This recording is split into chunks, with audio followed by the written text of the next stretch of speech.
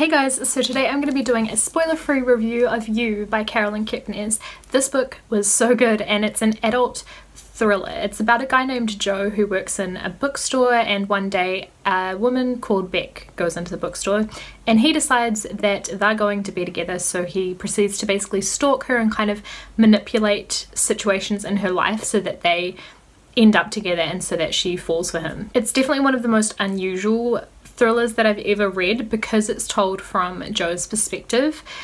I would say it's told in first person from his point of view, but it's actually in second person because he's writing it as if he's actually writing to Beck, and it's so interesting. It manages to still be thrilling even though you know what he's thinking at every single turn, you know what his plans are, but I think that's what makes it so scary because you know what's going to happen kind of, and you're watching it all unfold and you know the things that are gonna trigger Joe and make him angry or whatever, but you can't really do anything to stop it because you're just observing what he's up to. It also is kind of unusual, I think, in its pacing maybe because it takes place over the course of at least a few months, I think maybe 6 months or so, and so I would say that it's not necessarily an edge of your seat kind of thriller, except that it is, because I felt like I was on the edge of my seat the whole time. And the really odd thing about that was a lot of the time I was actually on the edge of my seat for Joe. I was feeling scared for Joe, which is very weird, but he'd get himself into these situations where you think he's going to get caught,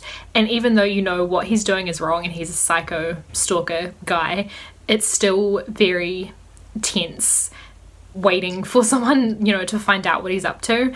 So I'd find myself like breathing a sigh of relief or kind of cheering for Joe when he manages to wriggle out of some of these really like risky situations that he puts himself in, and that's very, very weird because you know that you shouldn't be on his side, but because it's from his perspective you kind of end up on his side even though you're obviously not agreeing with the stuff that he's doing. But yeah, it is also scary because you're in his head and you're seeing what he's thinking, and he is so obsessive and so delusional, but it's kind of even more jarring because that's just all mixed in with his mundane life. And some of the time when he's just commenting about like books that he's read, or kind of griping about customers that come into a store that he doesn't like, or talking to his workmates, things like that that are just so normal and so relatable, you kind of find yourself like relating to him because he's very I don't know, sarcastic I guess, and I really couldn't help but agree with some of the things he would say, but then, you know, in the next sentence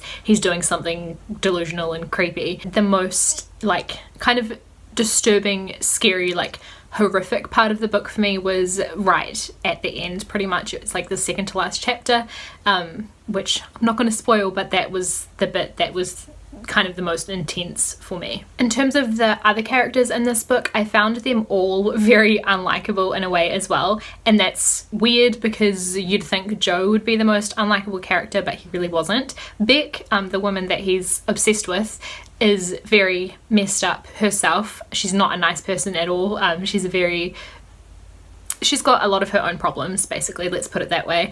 So that kind of adds to the confusion of like, are you rooting for Joe? You know, obviously you're not, but at the same time, like, you kind of don't like Beck either. And for me, with psychological thrillers, it really bothers me when I dislike all of the characters to the point where I don't care about them.